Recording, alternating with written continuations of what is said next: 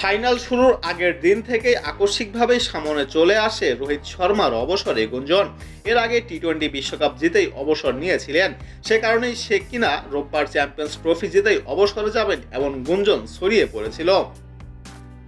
যদিও দুবাইয়ে ট্রফিকে সামনে বসিয়ে তিনি ঘোষণা করে দিয়েছিলেন একদিনের ক্রিকেট থেকে এখনই অবসর নিচ্ছেন না তিনি।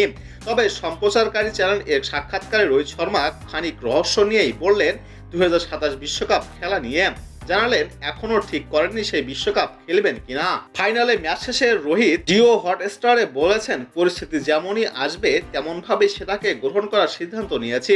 খুব বেশি দূরে তাকানো উচিত হবে না। এই মুহূর্তে আমার লক্ষ্য হলো ভালো খেলা এবং সঠিক মানসিকতা বজায় রাখা। কোনো সীমারেখা টানতে চাই না। তাই 2027 বিশ্বকাপে খেলবো কিনা সেটা এখনও জানাতে চাই না। এই মুহূর্তে কোনো মন্তব্য করা ঠিক হবে না। ভবিষ্যতে খুব বেশি তাকাতে চান না জানিয়ে রোহিত মন্তব্য করে বলেন, নিজের ক্রিকেট জীবনে বরাবরই এক একটা ধাপ নিয়ে এগোতে ভালোবাসি। ভবিষ্যতের দিকে খুব বেশি তাকাতে চাই না। অতীতেও কখনো এই কাজ করিনি। এখন আমি নিজের ক্রিকেট উপভোগ করছি, দলের সময়টা উপভোগ করতে চাই। আশা করি সতীর্থরাও আমার উপস্থিতিতে খুশি হবে, সেটাই আসল।